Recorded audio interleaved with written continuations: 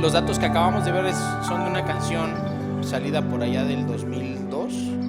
Los datos han cambiado de forma muy alarmante y nada más te voy a dar unos datos para complementar todo lo que acabamos de escuchar ahorita.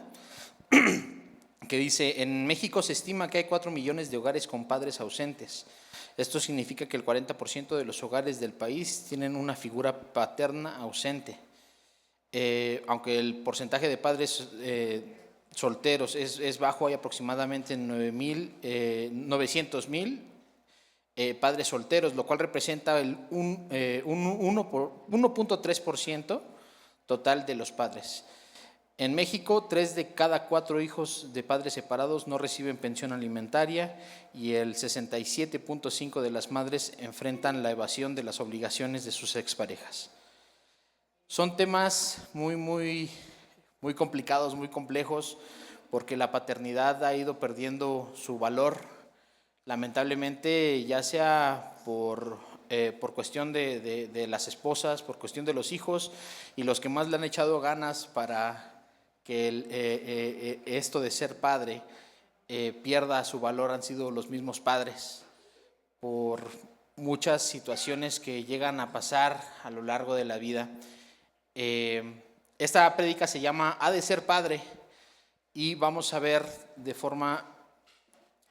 la forma en la cual todos, a final de cuentas, aquí tuvimos padre, la forma en la cual fuimos hijos, tuvimos un padre, ahora somos padres en el caso de muchas personas aquí, y la tercera, que es la especial, que ahorita se las voy a ir contando poco a poco.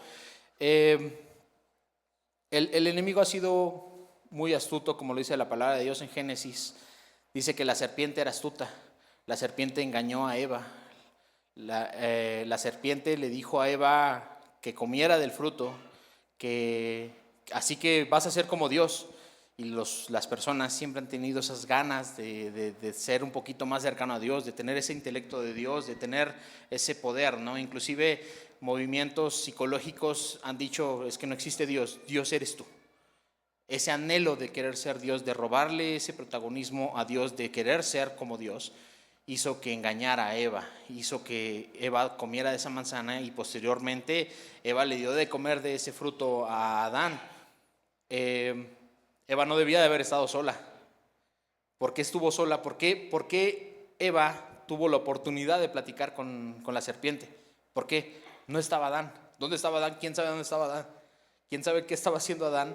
En vez de estar al lado de la mujer que le hizo, la ayuda idónea que le puso a un lado, la dejó.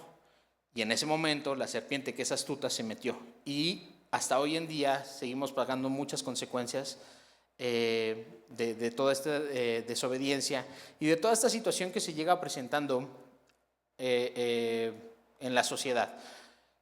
Sí estamos en una sociedad machista, sí estamos en una sociedad muy diferente a como venía siendo hace años, ¿no? Pero los padres tienen muy arraigado ese corazón de macho. No puedo mostrar cariño, no puedo mostrar debilidad, no puedo mostrar una pizca de tristeza, porque eso demuestra debilidad de mi parte. Se ha perdido mucho ese cariño, se ha perdido mucho. Solamente ese es el proveedor, y cuando solamente ese es el proveedor, muchas veces no estás al pendiente de lo que es de tu casa, de tu hogar, ¿no? Y anteriormente los hombres se dedican al hogar, los hombres se dedican a trabajar y únicamente son los proveedores, y quienes se encargan de la casa y de los hijos son las madres. Entonces no había un acercamiento en su gran mayoría, no todos, ¿no? No había ese acercamiento del padre para con los hijos, y esta es la forma en la que tener papá nos ha llegado tal vez a afectar a la generación pasada o a esta generación, y si nosotros no hemos cambiado nada, va a afectar todavía a la generación que viene. Y podemos decir, pues es que así me educó mi papá, es que así fue mi papá. Pero el que haya sido así no significa que haya estado bien, y lo vamos a ver con base a la palabra de Dios. ¿Por qué? Porque Dios, a final de cuentas, es un Dios amoroso, lo recordamos. La palabra de Dios dice en Éxodo 20:12, honra a tu padre y a tu madre, entonces tendrás una vida larga y plena en la tierra que el Señor tu Dios te da. Es un mandamiento, es uno de los mandamientos que le da a Moisés y le dice, honra a tu padre y a tu madre. Dice Levítico 19:3, cada uno de ustedes tenga gran respeto por su madre y su padre y siempre guarde mis días de descanso. Dice Deuteronomio 5:16, honra a tu padre y a tu madre tal como el Señor tu Dios te lo ordenó. Entonces tendrás una vida larga y plena en la tierra que el Señor tu Dios te da. Son estatutos que Dios marca. No necesariamente tienes que ser cristiano para honrar a tu padre y a tu madre. Tan así es Dios que si tú honraste y cuidaste a tu padre y a tu madre, puedes tener una vida longeva. No necesariamente es como que algo muy es un estatuto de Dios y Dios lo cumple, le creas o no. Dios es tan soberano que va a actuar en tu vida si tú estás obedeciendo esas reglas que están escritas de la mano de Dios. Entonces te está diciendo, honra a tu padre y a tu madre. Dice Efesios 6, del 1 al 3. Dice, hijos, obedezcan a sus padres porque ustedes pertenecen al Señor. Pues esto es lo correcto. Honra a tu padre y a tu madre. Esto es en palabras de Jesús cuando estaba ya, en Efesios. Sí, en palabras de Jesús cuando ya estaban compartiendo todo el mensaje todos los apóstoles. Ese es el primer mandamiento que contiene una promesa. Y hacerlo trae consigo muchas bendiciones. Y de lo contrario, trae maldiciones también. Dice Deuteronomio 27:16, maldito todo el que deshonre a su padre y a su madre. Dice Mateo 15:4, nuevamente en palabras de Jesús. Dios dice, honra a tu padre y a tu madre, y cualquiera que hable irrespetuosamente de su padre o de su madre tendrá que morir. No, repite prácticamente lo mismo en Marcos 10. Está muy condenado el hablar mal de nuestros padres. Y es bien común, lamentablemente hoy en día, escuchar personas que hablan cosas horribles de sus padres. Y bueno, no sé si a ustedes les ha llegado a pasar, pero platicar con personas que hablan muy, muy mal de sus papás, sea su papá o su mamá, y ellos lo dicen con tanta desfachatez, con tanta facilidad, que uno es el que se siente incómodo, uno es el que siente pena, uno es el que dice, ay, qué feo. ¿Por qué? Porque pues nosotros no compartimos la misma forma en la cual puedan expresarse cualquier persona, porque nosotros sabemos que debemos de hacer el bien, nosotros sabemos que debemos honrar. Es que no conoces a mi papá no, mi papá era de lo peor, mi mamá también era de lo peor. La palabra de Dios no te está diciendo, si tu papá se lo merece, hónralo. Está diciendo, honra a tu padre y a tu madre. No te está diciendo si quieres, no te está diciendo si se lo merece. Es un mandato y el cual debes de sí o sí cumplirlo. Y de lo contrario, hay consecuencias. Vamos a ver la vida de un hombre. Todos conocen a Noé y conocemos a Noé por la historia del arca, ¿no? Era el barco que construyó. Dice Génesis 6:9, Noé era un hombre justo, la única persona intachable que vivía en la tierra en ese tiempo y anduvo en íntima comunión con Dios. Dice que era un hombre justo. Mi papá tal vez no era justo, ¿no? Mi papá tal vez no fue tan cariñoso, tal vez no fue tan justo como lo era Noé, pero a final de cuentas fue el papá que me tocó. Tú tuviste tu papá, tú tuviste cómo te tocó tu papá. A estas tres personitas que vamos a ver un poquito más adelante, les tocó Noé, alguien que podía comunicarse con Dios, alguien que tenía una comunicación directa con Dios y que le dijo, ¿sabes qué? Va a pasar esto y esto y esto otro. Noé era un hombre de familia. Noé tenía 3 hijos, tenía su esposa, y seguramente en donde vivía en su casita bien a gusto, y Dios le empieza a decir, ¿qué crees? Hay mucha maldad en la tierra y vamos a tener que reiniciar todo este plan. ¿Cómo lo voy a hacer? Voy a hacer llover y necesito que construyas un barquito chiquito, ¿no? De 135 metros de largo por 22.5 de ancho y 13 punto 5 de alto. Son 2 canchas de fútbol, soccer prácticamente. Y lo construyó él solo con sus hijos. Solo él recibió la instrucción, solamente él escuchaba la voz de Dios y todos lo veían y le decían, ¿qué estás haciendo, Noé? Pues estoy haciendo un barco, ¿no? O sea, muchas veces nos presentan a los personajes de la Biblia como David contra Goliat, el que mató al gigante. Pues un ser poderoso, un ser con mucha autoridad, con mucha fuerza. David era un joven flaquito, muy, muy flaquito, que ni siquiera le pudieron poner una armadura. Pero con el poder y la ayuda de Dios pudo vencer a un gigante de 3 metros. Pero no olvidemos que era una persona. Y David, así como Noé, que es nuestro personaje del que estamos hablando, tuvo sus momentos de debilidad, tuvo sus momentos de tristeza, tuvo sus momentos de desesperación. Se tardó alrededor entre 50 y 75 años en construir el arca. Un arca muy, muy grandota, muchísima madera, muchísimo recurso, muchísimo tiempo. Y los vecinos, imagínate tú, pasaban y le preguntaban, pues que estás loco. Curioso, en ese tiempo no llovía, en ese tiempo no existía la lluvia. La lluvia todavía no existía. La única vez que había llovido fue cuando Dios abrió los cielos para que descendiera agua. ¿Cuándo? En el Génesis, cuando estaba creando todo lo que conocemos hoy en día. En ese entonces no había razonamiento sobre el agua. Si agarran y te dicen, oye, va a llover, no sé, algo que ni siquiera conozcas, ¿no? Va a llover Cuapli. ¿Qué es eso? Es que no sé, no había razonamiento. ¿Por qué? Porque no existía. Entonces era así de, pues dice que va a hacer eso, dice que va a pasar a esto y aquello. No había un razonamiento, no puedes imaginarte algo que no existe. Entonces Noé le compartía a todos sus amigos, a todos sus familiares, les decía, va a pasar esto, prepárense, ayúdenme, esténse aquí, y nadie le hizo caso. Al contrario, se convirtió en el loquito del mercado, ¿no? Se convirtió en el loquito que ahí estaba, trabaje y nada pasó.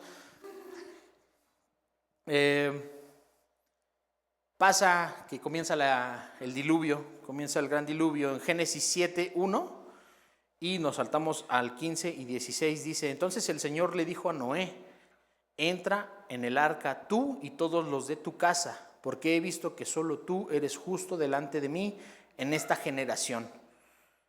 Versículo 15, entraron pues con Noé en el arca de 2 en 2 de toda la carne que había aliento de vida, es decir, los animalitos, y los que entraron, macho y hembra de toda carne, entraron como Dios lo había mandado. Y esta es la clave. Y el Señor cerró la puerta detrás de Noé. ¿Quién la cerró? El Señor cerró el arca de Noé. No fue Noé, no fueron sus hijos. Fue el Señor el que cerró el arca. Imagínate esta escena y volvamos al punto en el cual Noé, sí, es un personaje muy, muy importante de la Biblia, pero es una persona, es un hombre con desesperación, es un hombre con tribulaciones, es un hombre con problemas, con felicidades, con muchas cosas así. Tenía muchas personas alrededor. Solamente se salvaron él, su esposa y sus 3 hijos. ¿Qué pasó con sus papás? ¿Qué pasó con su mamá? ¿Qué pasó con sus hermanos, sus primos, sus familiares, sus vecinos, sus conocidos? Imagínate la escena. Se cerró la puerta, empieza a llover y todos afuera empiezan a espantarse de que está pasando lo que él dijo que iba a pasar. Está sucediendo ahora, sí, se está haciendo efectivo lo que dijeron que iba a suceder. Empezaron a tocar la puerta, empezaron a rasgar la puerta, empezó a escuchar que la gente lloraba, empezó a escuchar que la gente se moría. Imagínate esa desesperación que pudo haber llegado a pasar Noé en esta situación. Imagínate que trató de abrir la puerta, pero ¿quién la cerró? No podía abrirla.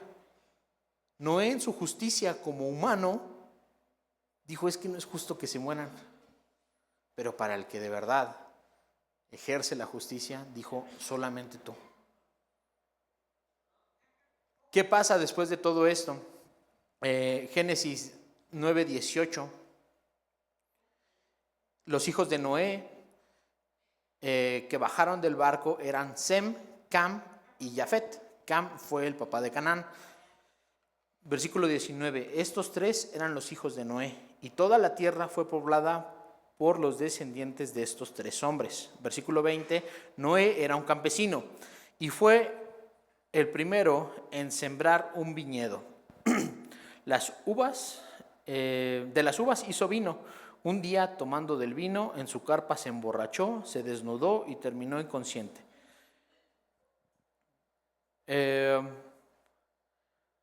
Recordemos que era un hombre que sabía cosechar vino, y seguramente en una de esas desesperaciones se quiso tratar de ahogar en un vaso. Lo hizo y quedó desnudo y expuesto en medio de su carpa. Y sus hijos, versículo 22, Cam, el papá de Canaán, vio a su papá desnudo y salió a contárselo a sus hermanos. Sem y Jafet tomaron un manto, lo pusieron en sus hombros y caminaron de espaldas, cubriendo la desnudez de su papá. Caminaron de espaldas y no vieron a su papá desnudo. Aquí hay algo muy triste y muy bonito al mismo tiempo, porque uno de los hijos decidió burlarse de su papá. Vio que su papá, el que estaba seguramente llorando en el barco, el que estaba seguramente desesperado, seguramente estaba muy, muy triste, muy desesperado, y cuando bajó, lo primero que hizo fue emborracharse, y en su desesperación, en su embriaguez, se desnudó y quedó expuesto. Y uno fue a decirles: ve a ver, ve lo que está haciendo mi papá. ¿Ya lo viste cómo está? ¿Qué hicieron los otros dos hijos? Todo lo contrario.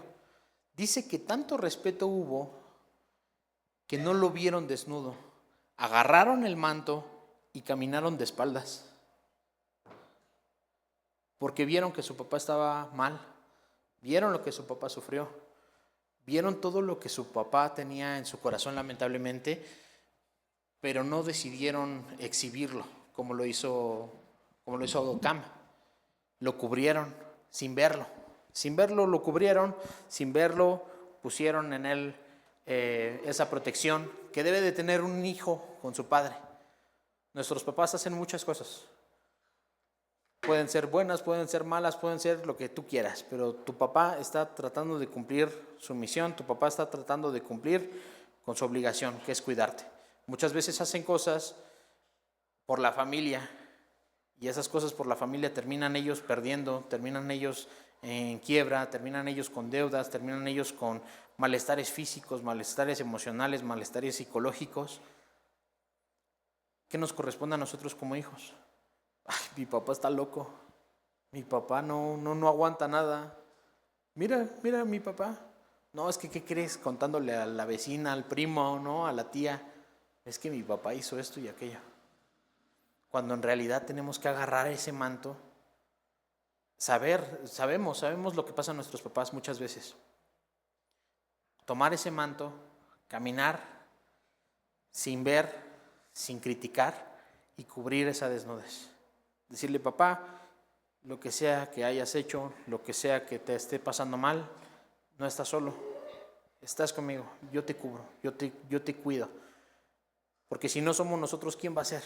Allá afuera el mundo es muy complicado. Allá afuera no iba a haber alguien que que lo cubriera como lo cubrieron sus hijos, tal vez su esposa, pero es que en realidad no había nadie. Y las únicas personas que deben de estar ahí para cubrir la desnudez de su padre son sus hijos. Dice Génesis 9, versículo 24, cuando Noé se despertó de su borrachera, supo lo que su hijo menor había hecho, así que dijo: maldito sea Canaán, que sea esclavo de los esclavos de sus hermanos. Después Noé dijo: bendito sea el Señor, Dios de Sem, que Canaán sea su esclavo de él, y Dios engrandezca el territorio de Jafet, que viva en las carpas de Sem, y que Canaán sea su esclavo. El hijo malo recibió la reprensión. Creo que no merecía menos. No, creo que recibió lo que tenía que recibir. Noé hizo lo que todo padre debe de hacer: confiar en Dios, porque escuchó a Dios; procurar a su familia. ¿Por qué? Porque él se encargó de que entraran al arca; resguardar a su familia y corregir a sus hijos. Dice Proverbios 12:1, para aprender hay que amar la disciplina. Es tonto despreciar la corrección. En ese mismo capítulo, versículo 14 y 15, dice, las palabras sabias producen muchos beneficios y el arduo trabajo trae recompensas. Los necios creen que su propio camino es el correcto, pero los sabios prestan atención a otros. Proverbios 13:1 dice, el hijo sabio acepta la disciplina de sus padres, el burlón se niega a escuchar la corrección. Proverbios 15:5 dice, solo un necio desprecia la disciplina de sus padres, el que aprende de la corrección es sabio. Hemos visto que hoy en día es muy complicado que un padre le llame la atención a su hijo, porque ya hasta te pueden echar a la policía, ya te saltan supuestamente derechos humanos, ya no puedes tener control de tu familia. ¿Por qué? Porque se nos ha vendido una idea en la cual no te dejes, no está bien. Y esto nos lleva a nuestro segundo punto, que es ser papá. Uno nunca está preparado para ser papá. Nunca, y yo creo que de aquí todos me van a estar de acuerdo conmigo, porque pues uno pensaría que hay un curso o una capacitación o algo así, pero no hay nada para eso. Y la generación que salió de Egipto no pudo entrar a la tierra prometida. La generación que estuvo 400 años encerrada en Egipto, en esclavitud, estuvo otros 40 años vagando en el desierto, pero no entraron a la tierra prometida. La promesa que les había dado Dios de que tendrían un lugar no les llegó a ellos, no la heredaron ellos, pero sí la heredaron sus hijos con una mentalidad diferente, con una mentalidad nueva. Pero ¿qué fue lo que pasó? ¿Cómo sí pasaron ellos? ¿Cómo no pasaron los anteriores? Dice Éxodo 13, 1 y 2. Luego el Señor le dijo a Moisés, dedícame a todos los primeros hijos varones del pueblo de Israel. Todo primer nacido, tanto de seres humanos como de animales, me pertenece. ¿De quién es la labor de ofrecer a los hijos, de llevar a los hijos por un buen camino? Pues ya no de nuestros papás, ahora estamos hablando de nosotros. Tal vez nuestros hijos, tal vez algunos de aquí más bien sus hijos ya estén un poquito más grandes, ya no sea tan fácil verlos o corregirlos o cosas así, ¿no? Pero los que tenemos hijos más pequeños, pues estamos en ese tiempo. Ahora, algo bien bonito, porque no me acuerdo en dónde escuchaba. Mi mamá, de hecho era mi mamá, le decía, mi hija Naid, le decía, ¿a poco tú le puedes pegar a papi? Y le dice mi mamá, sí, claro, si quiero todavía le voy a dar si se porta mal, ¿no? Es algo que no creo que uno nunca deja de enseñarle a los hijos. Y uno como hijo sigue aprendiendo de los papás, y uno como padre ahora le está enseñando a nuestros hijos. ¿Por qué? Por las diferentes situaciones que llegaron a pasar en nuestra vida o en la vida de nuestros padres, todo va siendo herencia. ¿Qué herencia le estamos dejando a nuestros hijos? ¿Qué es lo que están aprendiendo de nosotros? A decir malas palabras, a tener excesos, a golpear a nuestra pareja. Fíjate algo muy curioso.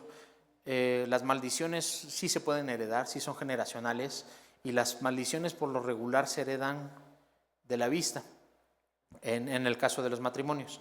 ¿Qué es lo que pasa? Yo vi, ¿no? Un ejemplo. Yo vi que mi papá insultaba a mamá.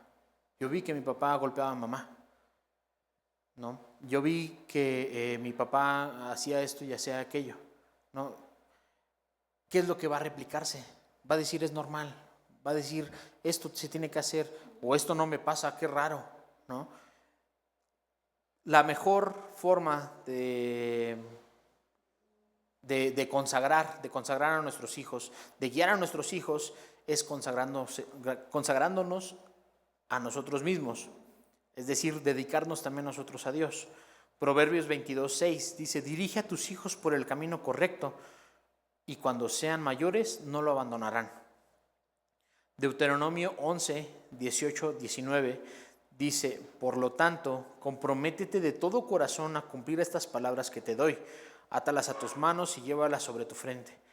Estos son los tefilín, los que se ponen las manos y en la cabeza de nuestros hermanos judíos. Dice, la corrección es importante, ya que la corrección es algo importante y constantemente lo menciona Dios en Proverbios 13:24. Quienes no emplean la vara de la disciplina odian a sus hijos. Los que en verdad aman a sus hijos se preocupan lo suficiente para disciplinarlos. Pasa algo bien curioso porque dice la vara de la disciplina. Una vez le contaba a mi hija, le digo, ¿sabías que sí te podemos sonar? Se queda así como, ay, ¿a poco no? Porque pues en la escuela ya no pasa eso, ¿no? Ya no pasa hoy en día en la sociedad.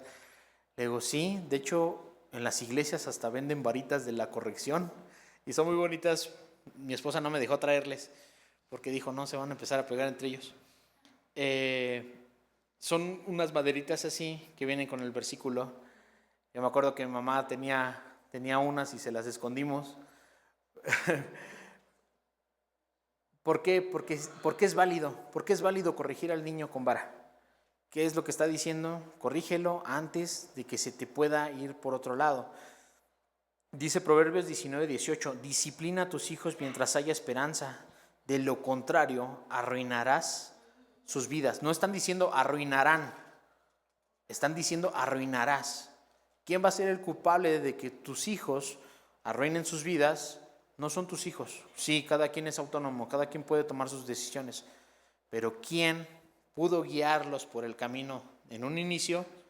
Uno como padre. Y uno como padre o corrige a tiempo o les arruinas la vida. Dice Proverbios 22:15, el corazón del muchacho está lleno de necedad, pero la disciplina física le alejará de él. Proverbios 23:13 dice, no dejes de disciplinar a tus hijos, la vara del castigo no los matará. La disciplina física bien puede salvarlos de la muerte. Hay muchos ejemplos en programas de policías en donde ya agarraron al ladrón, ya agarraron al asesino y salen las mamás llorando. ¿Por qué? Pues ya me mataron a mi hijo o ya me lo encerraron y pues parecía ser un angelito, ¿no? Pero pues ¿qué fue lo que pasó? Que nunca hubo corrección, que nunca hubo no hagas eso, yo no te enseñé nada de eso. No hubo a tiempo una corrección de parte de los padres y ahora pues están pagando las consecuencias. Dice Proverbios 29:15, la vara y la reprensión dan sabiduría, pero el niño consentido avergüenza a su madre. Cuando aumenten los impíos, aumentará la transgresión, pero los justos verán su caída. Versículo 17, corrige a tu hijo y te será descanso y dará alegría a tu alma. Yo creo que es lo que todos como papás queremos. No queremos estar con el pendiente de, ay, ¿dónde estará mi hijo? ¿Ahora qué estará haciendo? Porque uno conoce a los hijos. Uno sabe, bueno, yo pongo mi ejemplo, cuando mi mamá estaba preocupada por nosotros, era así de, es que te conozco, es que me da miedo que vayas a esos lugares, es que sé dónde vas a estar. Entonces le robaba hasta esa tranquilidad a mi mamá, cuando le podía haber dado paz. Cuando pude haberlo obedecido, porque dice al final de cuentas, el corazón del muchacho, lo habíamos leído, está lleno de necedad. Dice Efesios 6:4, padres, no hagan enojar a sus hijos con la forma en la que los tratan, más bien críenlos con disciplina e instrucción que proviene del Señor. Dice Lucas 6:36, sean compasivos, así como su Padre es compasivo. Y Proverbios 15:20, en la versión de la Biblia de las Américas, dice, el hijo sabio alegra al padre, pero el hombre necio desprecia a su madre. ¿Te das cuenta cómo constantemente Dios habla? Si no corriges, vas a pagar las consecuencias. Si no haces, vas a sufrir. Estamos muy a tiempo y uno nunca deja de educar, uno nunca deja de enseñar. Y si nosotros escuchamos las correcciones, si nosotros estuvimos a tiempo atendiendo todas las necesidades de nuestros padres, si nosotros estuvimos al pendiente de todo eso, estamos pagando la promesa más hermosa que Dios le pudo haber dado a los hijos, a todas las generaciones, que es tener una larga vida, tener una vida abundante en donde sea que Dios nos ponga. El tercer punto es comprender a Dios como Padre. Y es el más importante, porque a final de cuentas es lo que hacemos aquí, es lo que vinimos a hacer aquí, lo que aprendimos a hacer aquí. Dios puede ser visto como jefe o como padre, y eso depende de cada uno. Un padre es alguien compasivo, es alguien con amor, es alguien que ayuda, es alguien que escucha. Y como es un jefe en el trabajo, ¿no? Y peor tantito si es muy duro, peor tantito si es muy necio, habla feo, habla como ustedes quieran, ¿no? Y a final de cuentas Dios te dice que puedes verlo como padre o como jefe. Dice Deuteronomio 8:5, reconoce en tu corazón que así como un padre disciplina a su hijo, también el Señor te disciplina a ti. ¿Y cuántos no hemos sido disciplinados por el Señor? Dice Malaquías 1:6, el Señor Todopoderoso dice, el hijo honra al padre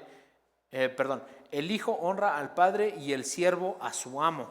Entonces, ¿dónde está el honor que me deben por ser su padre? ¿O dónde está el respeto que ustedes me deben por ser su amo? Ustedes los sacerdotes, ustedes los padres, me faltan al respeto. Luego se atreven a preguntar, ¿en qué te hemos fallado, Señor? ¿Te vamos a ver como Dios Padre o te vamos a ver como jefe? Salmos 2:7, voy a dar a conocer lo que Dios ha decidido. Él me dijo, tú eres mi hijo, desde hoy soy tu padre. Pídeme lo que quieras y te daré por herencia las naciones. Todo el mundo será tuyo. Nosotros somos hijos, ya grandes, ya chicos, ya pequeños. Me gusta mucho platicar con mi hija porque mi hija dice que tiene 3 papás. Eso no se lo enseñé yo. Ella en su corazoncito lo entendió de una forma muy bonita. Ahorita en un momento se los explico. Pero reconoce a Dios como papá. Dice Salmos 68:5, Padre de huérfanos y defensor de las viudas es Dios, y en su santa morada Dios prepara un hogar para los solitarios, conduce a los cautivos y prosperidad, a prosperidad, perdón. Solo los rebeldes habitan en tierra seca. Dice Juan 14:2, en la casa de mi Padre, lo cantábamos, hay muchos lugares donde vivir. Si no fuera así, yo no les hubiera dicho que voy a prepararles un lugar y después irme y después de preparar el lugar vendré otra vez para llevarlos conmigo, para que ustedes estén en el mismo lugar donde yo voy a estar. Dice Juan 14:23, le contestó Jesús, el que ama obedecerá mi palabra y mi Padre lo amará y haremos nuestra morada en él. Jesús nos reconoce como sus hijos. Pero ¿cómo sucede todo esto? ¿Cómo llegamos a este punto en el que Dios nos reconoce a nosotros como sus hijos? Cuando le aceptamos. Cuando aceptamos al Señor como nuestro Salvador, es cuando pasa todo esto. Dice Hebreos 12:4, después de todo, ustedes no han sido los que han dado su vida en la lucha contra el pecado. ¿Acaso olvidaron las palabras de aliento con las que Dios les habló a ustedes como a hijos? Él dijo, hijo mío, no tomes a la ligera la disciplina del Señor y no te des por vencido cuando te corrige, pues el Señor disciplina a los que ama y castiga a todo el que recibe como hijo. Al soportar esta disciplina divina, recuerden que Dios los trata como a sus propios hijos. ¿Nos trata como qué? ¿Acaso alguien oyó hablar de un hijo que nunca fue disciplinado por su padre? Hoy en día sí. Si Dios no los disciplina a ustedes como lo hace con todos sus hijos, quiere decir que ustedes no son verdaderamente sus hijos, sino que son ilegítimos. Ya que respetábamos a nuestros padres terrenales que nos disciplinan, ¿acaso no deberíamos someternos aún más a la disciplina del Padre de nuestro espíritu y así vivir para siempre? Pues nuestros padres terrenales nos disciplinaron durante algunos años e hicieron lo mejor que pudieron, pero la disciplina de Dios siempre es buena para nosotros, a fin de que participemos de su santidad. Ninguna disciplina resulta agradable a la hora de recibirla. Todos estamos de acuerdo en eso. Al contrario, es dolorosa, pero después produce la apacible cosecha de una vida recta para los que han sido entrenados por ella. Esto es en Hebreos 12, del 4 al 11, en la versión Nueva Traducción Viviente. ¿Qué pasa entonces? Que nosotros prácticamente somos hijos adoptados, que prácticamente nosotros tenemos por gracia la oportunidad de tener a Dios como Padre. Hay muchos ejemplos en la palabra de Dios sobre personajes adoptados. Dice la hija de Faraón adopta a Moisés hasta ser príncipe y posteriormente el libertador de Egipto. Elí prácticamente adopta a Samuel, quien fue la promesa tan anhelada de Ana hasta ser profeta. El pastor nos hablaba sobre Ana hace un mes más o menos. Mardoqueo adopta a su sobrina Esther, quien después se convierte en reina. José adopta la labor de padre con Jesús, quien es nuestro Señor y nuestro Salvador. Y nosotros somos otro personaje, otro de esos personajes que somos adoptados por Dios. Dice Juan 1:11, a los suyos vino y a los suyos no le recibieron, mas a todos los que le recibieron, a los que creen en su nombre, les dio potestad de ser hechos hijos de Dios. Jesús nos abrió la puerta. No estábamos en el plan. Dijo que a los suyos vino a su pueblo, porque ya tenía un pueblo. Pero la gracia de Dios se entregó a su Hijo para que pudiéramos conocerle y para que pudiéramos acercarnos a Él. Dice Juan 13:16, porque de tal manera, ese todos no lo sabemos, amó Dios al mundo que ha dado a su Hijo unigénito para que todo aquel que en Él cree no se pierda, mas tenga vida eterna. Porque no envió a Dios a su Hijo al mundo para condenar al mundo, sino para que el mundo sea salvo por Él. Resulta que somos esos hijos adoptados. ¿Qué es lo que pasa? Uno cuando tiene un hijo no dice, lo quiero rubio, lo quiero atleta, lo quiero inteligente. Te salió, ¿no? Y tú lo preparas, ¿no? Dices, pues a ver, quiero que seas bueno en el fútbol, pero ¿qué crees? Tiene 2 pies izquierdos, ¿no? Y es diestro. Pues no va por ahí tal vez, ¿no? Pero a lo mejor es bueno pintando, ¿no? Entonces empiezas a darte cuenta de que los hijos no es como si los pidieras en una carta, como si los pidieras con tal sabor, con tal color, con tal situación. Pero ¿qué pasa cuando uno adopta un hijo? Uno sí ve, uno sí sabe el hijo que va a adoptar. Tengo la dicha, la bendición de tener a mi niña Naid. No es mi hija, pero la amo como mi hija. Un amor increíble. Porque para mí nunca hubo es que no eres mi hija, ¿no? Desde un inicio nos esforzamos, mi esposa y yo. Y ahora con David no tenemos una diferencia. Y sé lo que es amar a alguien que no tiene tu sangre, que tal vez no tiene no comprende la forma en la que creciste, no comprende tal vez tus enseñanzas, no comprende tal vez todo eso, pero con amor tienes que trabajar, con amor tienes que moldear. Y Dios hace eso con nosotros. Dios hace eso con nosotros y nosotros buscamos a Dios y nosotros clamamos a Dios y Dios nos escucha. Dice Efesios 1:4, inclusive antes de haber hecho el mundo, Dios nos amó, nos eligió en Cristo para que seamos santos e intachables a sus ojos. Dios decidió de antemano adoptarnos como miembros de su familia, el acercarnos a sí mismo por medio de Jesucristo. Eso es precisamente lo que Él quería hacer y le dio gran gusto hacerlo. Versículo 6, de manera que alabamos a Dios por la abundante gracia que derramó sobre nosotros, los que pertenecemos a su Hijo amado. Con esto termino. Dice Romanos 8:15, pues no habéis recibido un espíritu de esclavitud para volver otra vez al temor, sino que habéis recibido un espíritu de adopción como hijos, por el cual clamamos, Abba, Padre.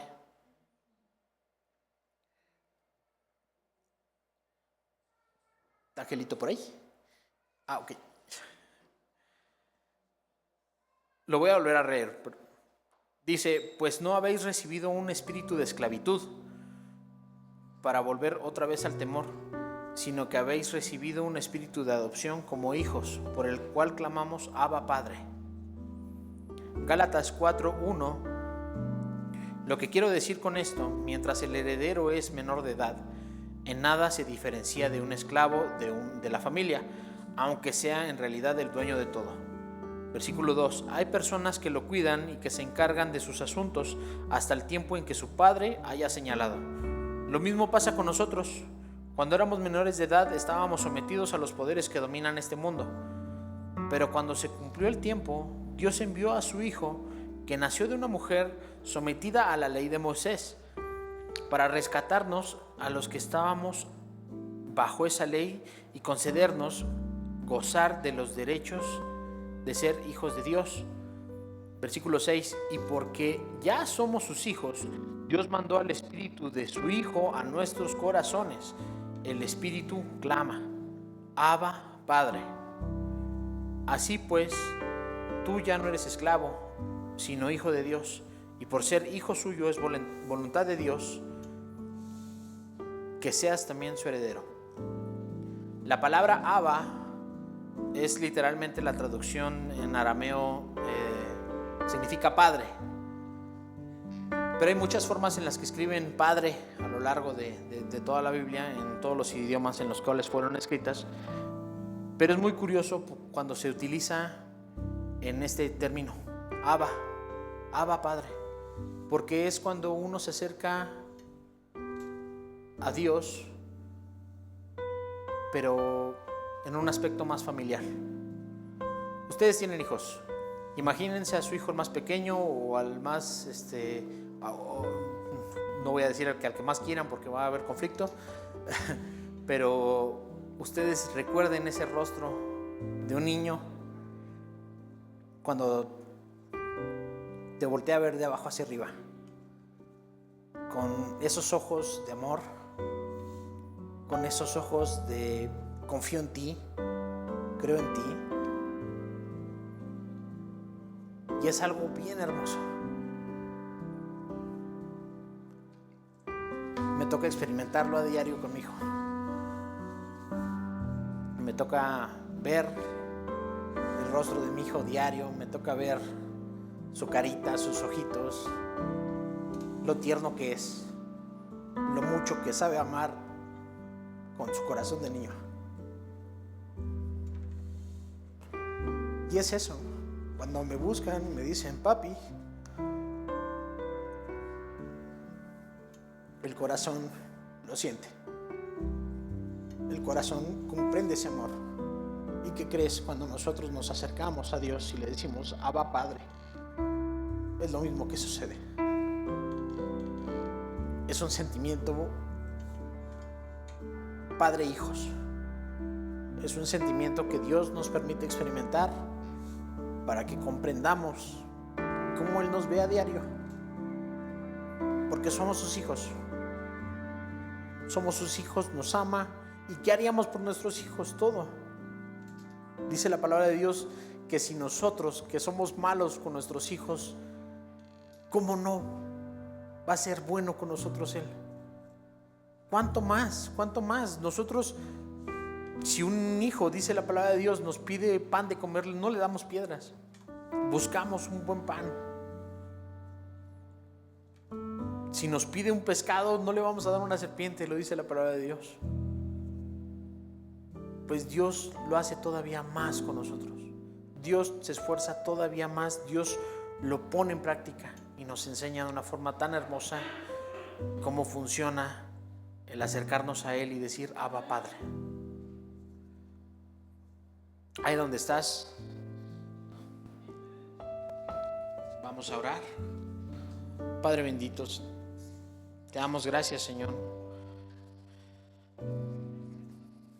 porque tuvimos la oportunidad, la dicha de tener un Padre, de poder disfrutar a nuestro Padre, o tal vez no lo disfrutamos, pero tú has sido el encargado de no desampararme por medio de mi mamá. Tú no te has olvidado de mí, tú has estado siempre al pendiente. Ahora, como Padre, te pido que me des la fortaleza, que me des la sabiduría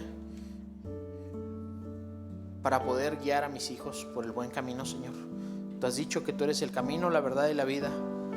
Yo confío en ti, yo te busco a ti, yo te clamo a ti, y te pido que me permitas, más allá de hablarles con palabras, hablarles con el ejemplo, Señor. Gracias te doy, Señor.